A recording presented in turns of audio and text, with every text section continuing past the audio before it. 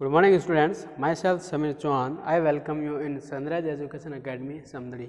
तो पिछली क्लास में अपन ने पढ़ा था, चैप्टर स्टार्ट किया था रिलेशन एंड फंक्शन. उसमें से अपन ने फर्स्ट टॉपिक जो पढ़ा था वो था कार्टेशियन प्रोडक्ट ऑफ सेट्स, मतलब समुच्चयों का कार्तीय गुणन.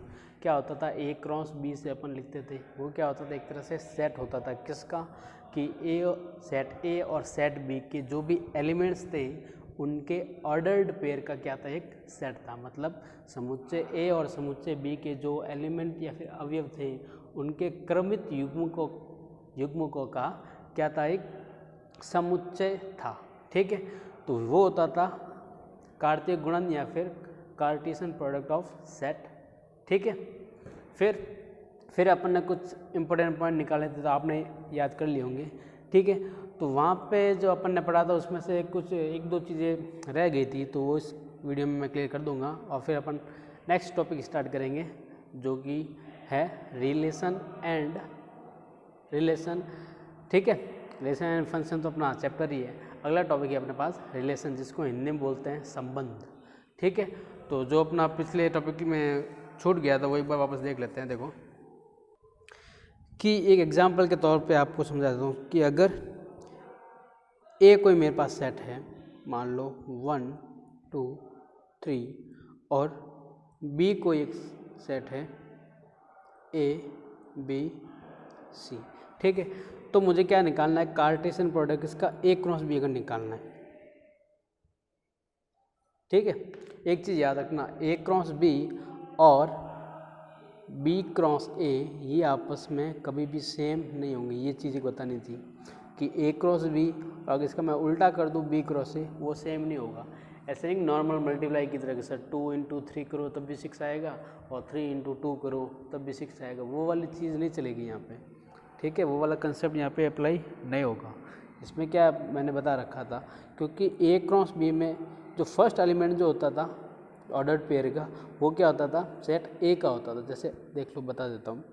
अगर मैं ए क्रॉस बी निकालूंगा तो क्या निकालूंगा कि 1 का करूँगा ए के साथ, फिर इसी 1 को बी, फिर 1 का पेयर सी के साथ. तो क्या लिखूँगा, ए क्रॉस बी क्या बन के आएगा मेरे पास, 1 ए 1 बी 1 सी, मतलब एक ऑर्डर पेयर के फॉर्म में आएगा जिसमें कि फर्स्ट एलिमेंट जो किसका होगा, सेट ए का होगा.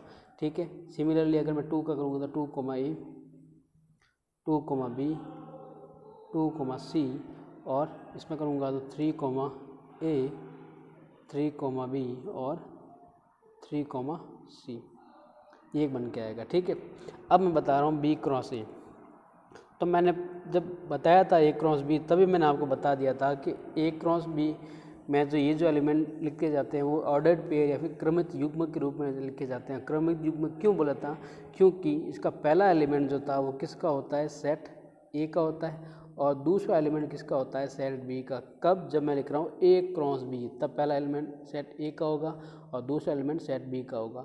अगर मैंने लिख दिया है बी क्रॉस ए, तो पहला एलिमेंट जो मैं लिखूँगा वो लिखूँगा सेट बी का, उसके बाद में ए आ रहा है. तो अब मैं उल्टा बनाऊंगा पेयर, इस ए को पकड़ूंगा और इन तीनों के साथ मैं पेयर बनाऊंगा, फिर इस बी को पकड़ूंगा, फिर इन तीनों के साथ इसी तरह सी को पकड़ूंगा और इस तीनों के साथ. तो बी क्रॉस ए अगर मैं निकालना चाहूँगा तो क्या निकल के आएगा कि ए क्रॉस ए 1, फिर ए 2, मतलब इस एलिमेंट को पकड़ा, इन तीनों के साथ पहले पेयर बनाऊंगा, ऑर्डर पेयर के फॉर्म में लिखूंगा, फिर ए 3.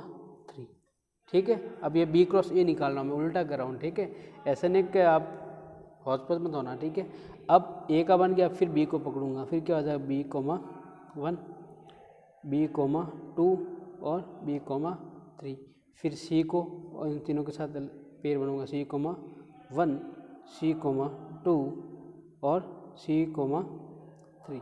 ठीक है, तो यहाँ पे देख लो, क्या ए क्रॉस बी और बी क्रॉस ए सिमिलर है क्या.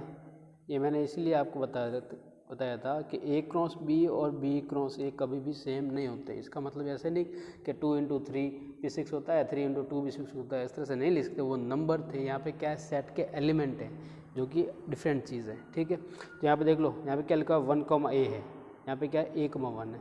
1 ए आपको कहीं पे यहाँ पे नहीं मिलेगा, 3 भी यहाँ पे आपको कभी यहाँ पे नहीं मिलेगा, बी 3 मिलेगा. ठीक है, तो एक चीज़ तो ये थी।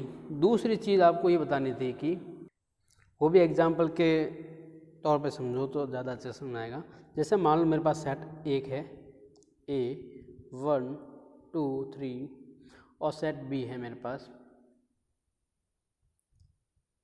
4 और 5, चलो ठीक है। तो जब मैं ए क्रॉस बी निकालूंगा, क्या निकालूंगा, ए क्रॉस बी, तो क्या होगा बताओ, ए क्रॉस बी होगा मेरे पास 1,4 फिर 1,5, इसको पढ़ूंगा और इन दोनों के साथ, क्यों, क्योंकि ए क्रॉस बी निकाला है तो पहला एलिमेंट सेट ए का ही होगा और इसका एलिमेंट बी के सभी एलिमेंट के साथ पहले पेयर बनाएगा तभी दूसरा एलिमेंट यूज़ होगा। और क्रम से करना है, ऐसे नहीं पहले आपने 3 ले लिया, इस तरह से नहीं करोगे। पहले आप 1 को पूरा कंप्लीट करोगे, फिर 2 के पेयर पूरे कंप्लीट करोगे, उसके बाद 3 के, इस तरह से चलोगे। फिर 2 का क्या हो जाएगा 2,4 और 2,5 और इसका क्या आ जाएगा 3,4 और 3,5।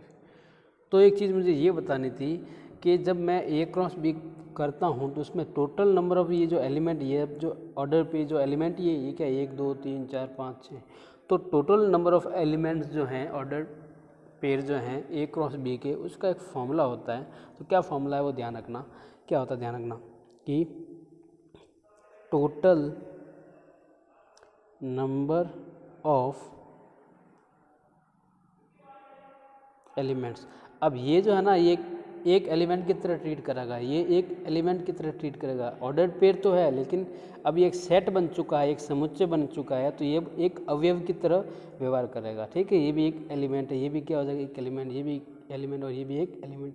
तो टोटल एलिमेंट कितने होंगे 1 2 3 4 5 6, चलो इतना से यहाँ पे तो हमने गिन लिए। कभी कभी बहुत सारे एलिमेंट अगर नंबर की फॉर्म ऐसे दे दिए तब आप कैसे निकालोगे। तो total number of elements in A cross B, अगर ए क्रॉस बी ले रहा हूँ तो क्या हो जाएगा, सिंपल एक फॉर्मूला है, क्या लिखोगे कि n of A into n of B. यहाँ पे ये जो क्रॉस है ये सिंपल मल्टीप्लाई वाला है, ठीक है। यहाँ पे एन ए क्या है, यहाँ पे एन है एन ए है कि ए में सेट ए में कितने एलिमेंट है 1 2 3 ही है, सेट ए में कितने हैं 1 2 3 एलिमेंट है। तो और एन बी क्या है कि सेट बी में कितने एलिमेंट हैं, कितने हैं 2, तो आप अपन लिखेंगे एन ए कितना है 3 इंटू एन बी कितने एलिमेंट है 2 ही है 2। तो total number of element in A cross B, मतलब ए क्रॉस बी जो निकालेंगे उसमें टोटल नंबर ऑफ एलिमेंट्स आएंगे कितने, वो अपन सिंपल फॉर्मूले से निकाल सकते हैं, ठीक है। पहले ही बता सकते हैं, ए क्रॉस बी निकालने से पहले अपन बता सकते हैं कि ए क्रॉस बी में टोटल नंबर ऑफ एलिमेंट्स होंगे कितने, कि 3 2 कितना होगा 6, तो टोटल एलिमेंट कितने होंगे 6 होने चाहिए। देखो 1 2 3 4 5 और 6, ठीक है, तो हो गए 6। तो ये चीज़ मेरे को बतानी थी। तो आगे आई होप कि आपको समझ आ गई होगी। तो अब नेक्स्ट टॉपिक अपना स्टार्ट करते हैं, जो कि आज की क्लास का टॉपिक होने वाला है। वो क्या है, रिलेशन, संबंध। तो रिलेशन या फिर संबंध नाम से ही पता चल रहा है। बेसिकली रिलेशन क्या होता है, अपन अपने रियल लाइफ में रिलेशन क्या बोलते हैं, जैसे भाई बहन, मम्मी पापा, ये क्या पापा अपने क्या हो गया, रिलेशन हो गया कि मैं उनका बेटा हूँ और वो मेरे क्या है पापा हैं, ठीक है। तो ये जो रिलेशन है बेसिकली उसी को बताता है कि रिलेशन एक तरह से मतलब क्या संबंध, क्या संबंध है मेरे और, अगर मेरे पापा का नाम अगर मैं एक्स लूँ और मेरा नाम अगर मैं वाई लूँ, तो मेरे वाई और एक्स का क्या संबंध है कि वाई जो है मतलब मैं जो हूँ वो एक्स का क्या हूँ, बेटा हूँ। तो जब मैं एक्स का बेटा हूँ और एक्स क्या एक मेल है, ठीक है, तो वो क्या होंगे मेरे पापा होंगे या फिर फादर होंगे। तो ये एक रिलेशन बस समझाने के लिए था, रिलेशन या फिर संबंध। अब मैथमेटिक्स में रिलेशन और संबंध होता क्या है तो वो देखो। तो अपन ने रिलेशन पढ़ने से पहले कार्टेशियन प्रोडक्ट या फिर कार्तीय गुणन क्यों पढ़ा, क्योंकि इसका यूज जो है इसमें होगा, मतलब इसकी डेफिनेशन में या फिर इसको समझने में काम आएगा। तो रिलेशन बेसिकली मैथमेटिक्स में अगर बात करें तो क्या होता है कि relation is a subset of, अगर 2 सेट है मेरे पास ए और बी, ठीक है, अगर रिलेशन बनाऊंगा तो मेरे को 2 मेंबर तो चाहिए, एक के साथ कोई रिलेशन होगा नहीं, मैं खुद के साथ तो रिलेशन बना नहीं सकता, ठीक है। तो अगर मेरे को रिलेशन या फिर संबंध बनाना है तो मेरे पास 2 मेंबर होने चाहिए। तो रिलेशन बेसिकली क्या होता है कि relation is a subset of Cartesian product of set A and set B. मतलब सेट ए और बी का जो अपन ने कार्टेशियन प्रोडक्ट किया है, समुच्चय ए और समुच्चय बी का जो अपन ने कार्तीय गुणन किया है, जैसे इसमें समझ लो कि यहाँ पे सेट ए है और सेट बी है, यहाँ पे मैंने एक क्रॉस बी मतलब कार्टेशियन प्रोडक्ट या फिर कार्तीय गुणन निकाल दिया। तो अब संबंध या फिर रिलेशन क्या होगा, वो क्या होगा, इसका एक सबसेट होगा, इसका एक उप समुच्चय होगा, मतलब एक दूसरा सेट बनेगा एक और, जो कि क्या होगा, जिसमें जो एलिमेंट होंगे वो इसमें से ही कुछ होंगे। अपन ने फर्स्ट चैप्टर में सबसेट पढ़ा था ना, तो सबसेट क्या होता था कि पार्ट ऑफ सेट मतलब इसमें से कुछ एलिमेंट निकाल के अगर मैं दूसरा सेट बना दूं तो उस सेट को मैं क्या बोलूँगा कि सबसेट ऑफ दिस सेट। मतलब ये जो नया सेट या फिर नया समुच्चय जो बनेगा वो क्या होगा, इसका उप समुच्चय या फिर सबसेट, मतलब इससे छोटा पार्ट होगा, वो इसके इक्वल भी हो सकता है। ठीक है, तो वो अपन ने चैप्टर 1 में बात कर ली थी। तो अगर बात करें रिलेशन की, तो रिलेशन क्या हो जाएगा, ध्यान देना कि the relation of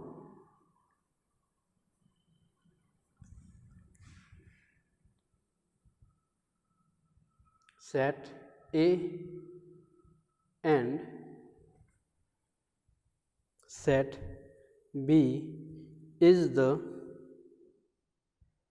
subset of Cartesian product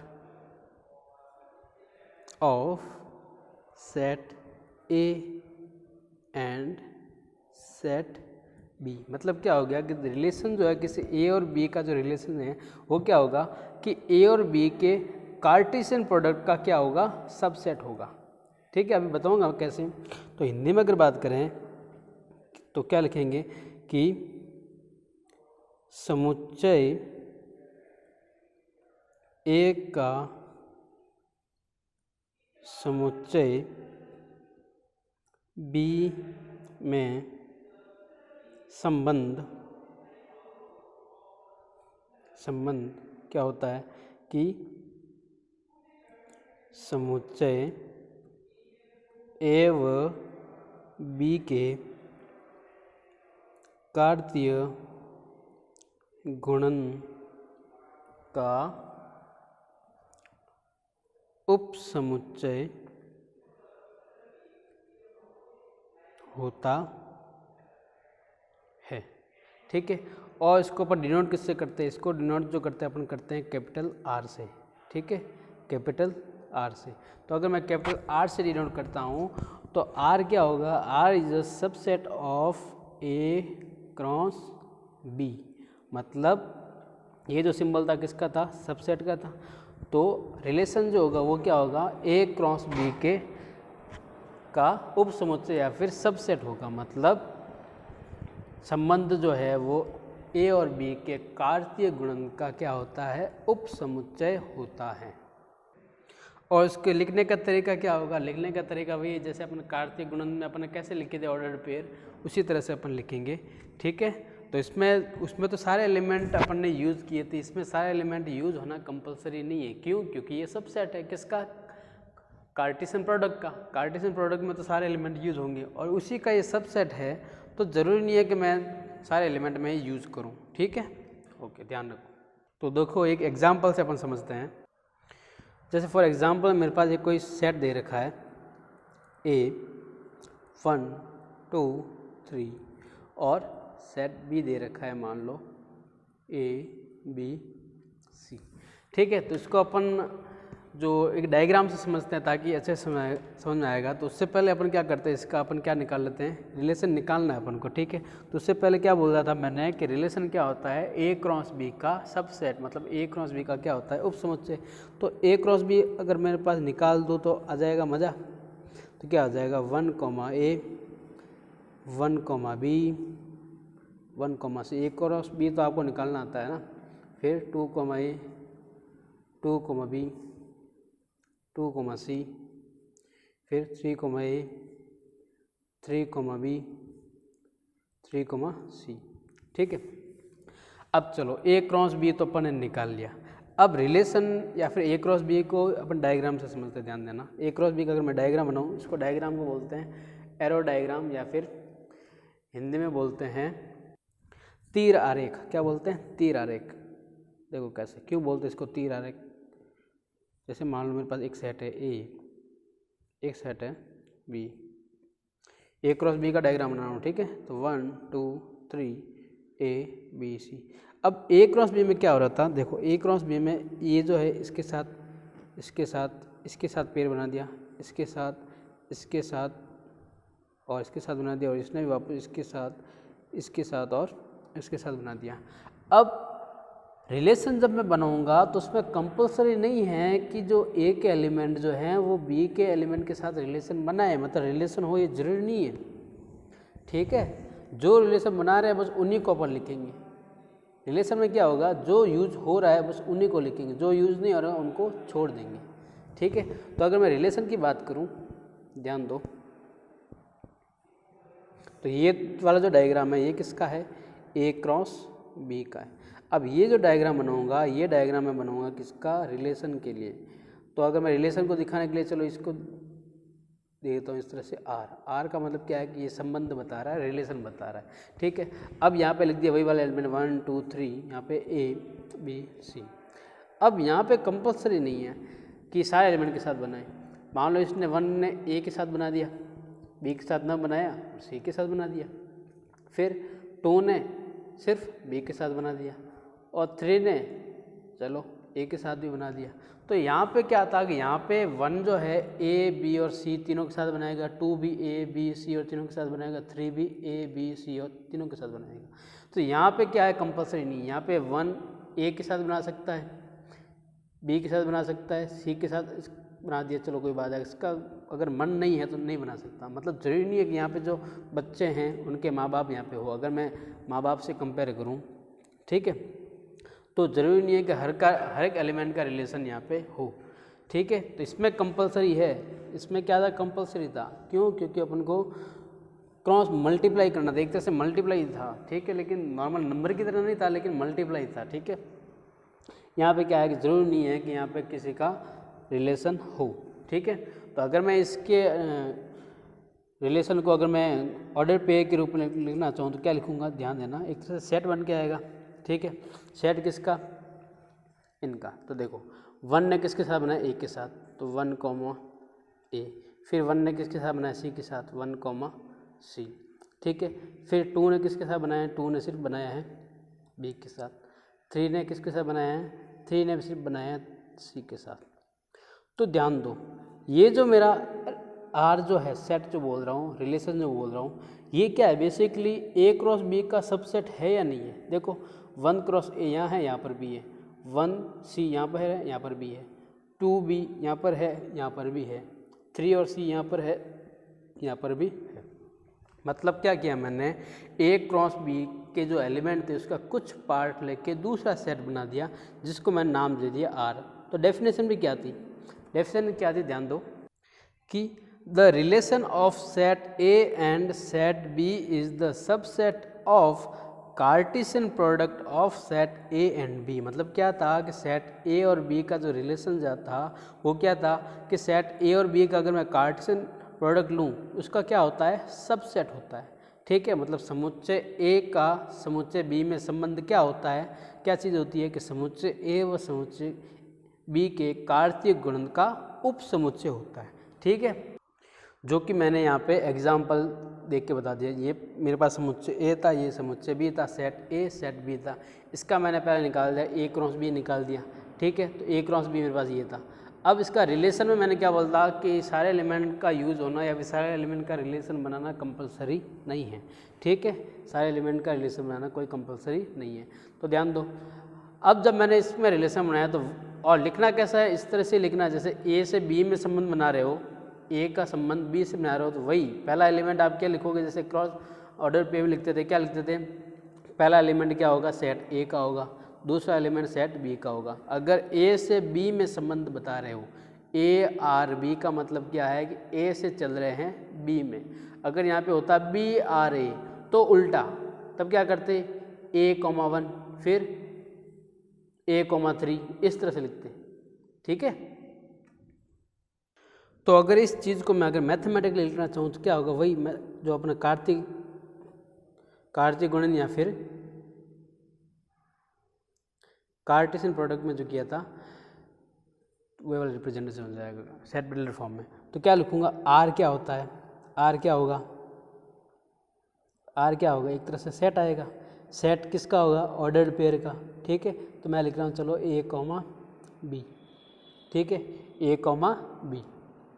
और यहाँ पे ए क्या है, ए क्या होगा कि अगर सेट ए और बी है तो ए क्या होगा, सेट ए का एलिमेंट, और स्मॉल बी क्या होगा, सेट बी का एलिमेंट, ठीक है। ये इस तरह से अपन डिनोट कर सकते हैं, ओके।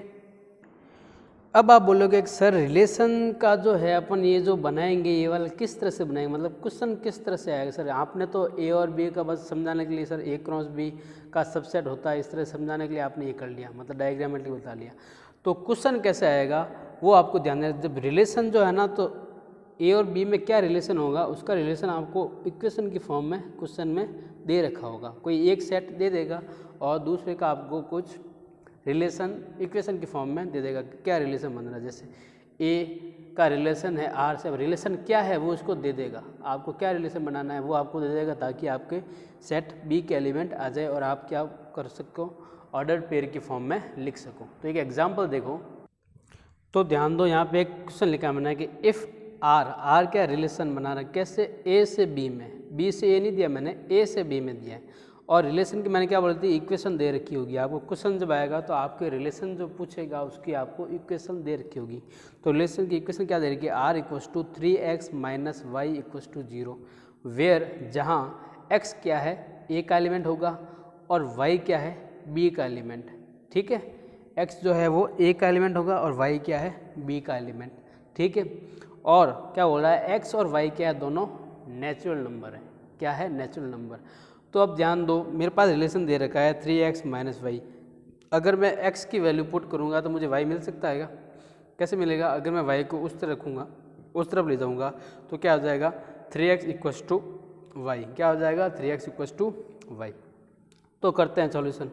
तो ध्यान देना, मेरे पास रिलेशन क्या है, रिलेशन है a से b तक जाना है, a से b में जाना है, ठीक है। और x क्या है, a के एलिमेंट, मतलब x की वैल्यू जो भी रखूँगा मैं ऑर्डर्ड पेयर में, तो वो मेरे को जब मैं सेट बनाऊंगा तो वो मेरे को आगे रखनी पड़ेगी। तो r की वैल्यू दे क्या रही है, क्या दे रखा है, 3x minus y equals to 0।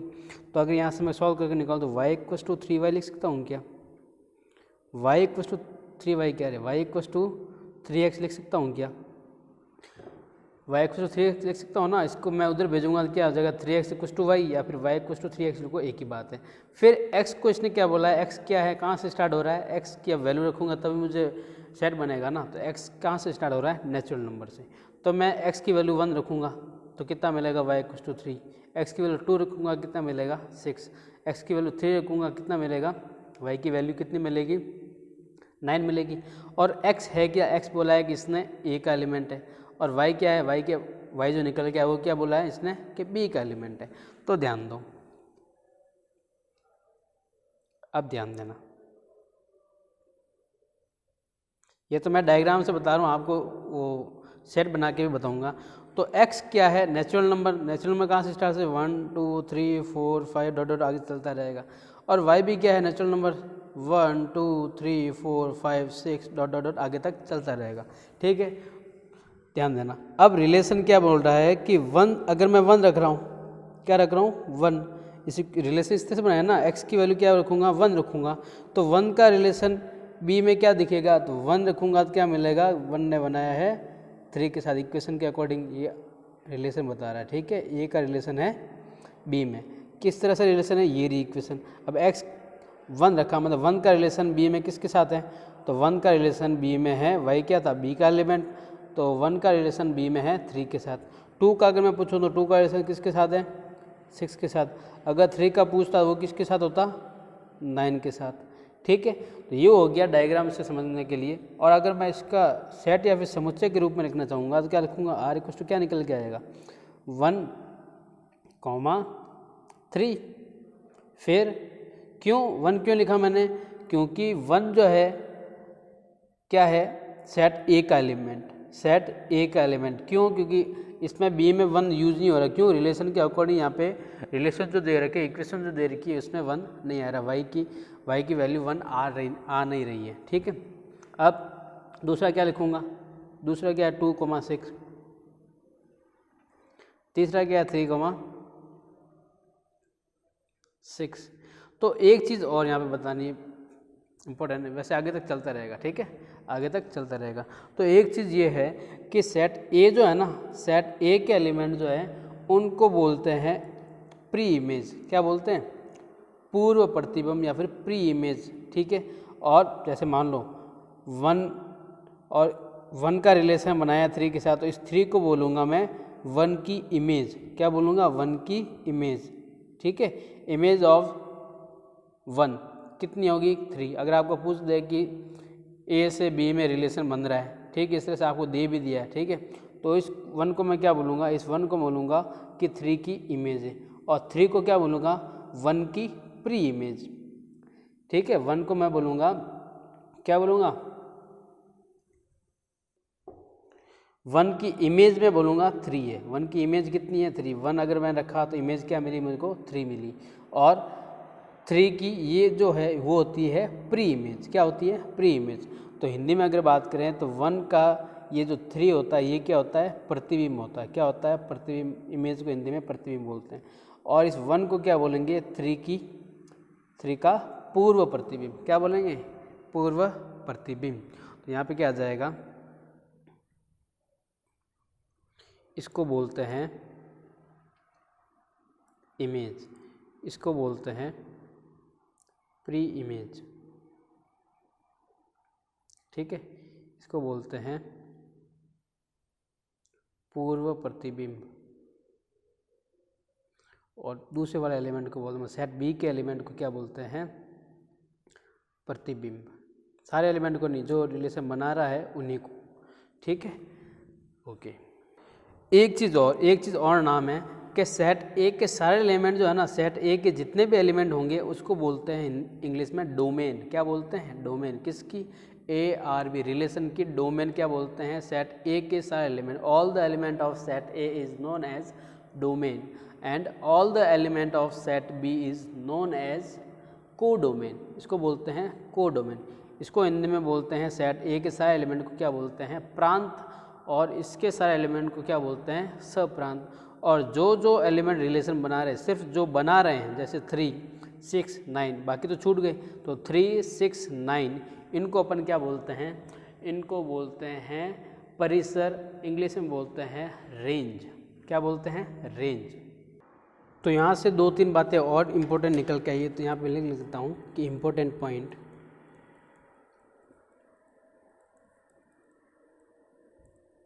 क्या है। पहला इम्पोर्टेंट पॉइंट क्या है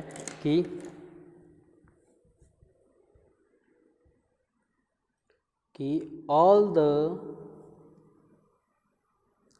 elements of set A is called domain. क्या कहते हैं? डोमेन। मतलब समुच्चय ए के सभी अवयव क्या कहलाते हैं? सभी अवयव प्रांत कहलाते हैं। किसकी प्रांत? संबंध या फिर रिलेशन की। ठीक है, दूसरा पॉइंट क्या था कि all the elements of set B is called codomain. मतलब समुच्चय बी के सभी अवयव संबंध की या फिर रिलेशन की सहप्रांत कहलाते हैं। और तीसरा पॉइंट क्या हो जाएगा कि सेट बी के वो एलिमेंट कि सेट बी या फिर समुच्चय बी के वो एलिमेंट जो कि समुच्चय ए के साथ संबंध बना रहे हैं उनको मैं क्या बोलता हूँ, परिसर। क्या बोलता हूँ मैं, परिसर या फिर रेंज। तो इंग्लिश में अगर बात करूँ क्या हो जाएगा, the element of set B which is related to the elements of set A is called range. मतलब समुच्चय बी के वे अवयव जो समुच्चय ए के अवयव के साथ संबंधित हैं उन्हें संबंध की परिसर कहते हैं। क्या कहते हैं, परिसर। तो क्या लिख सकता हूँ कि द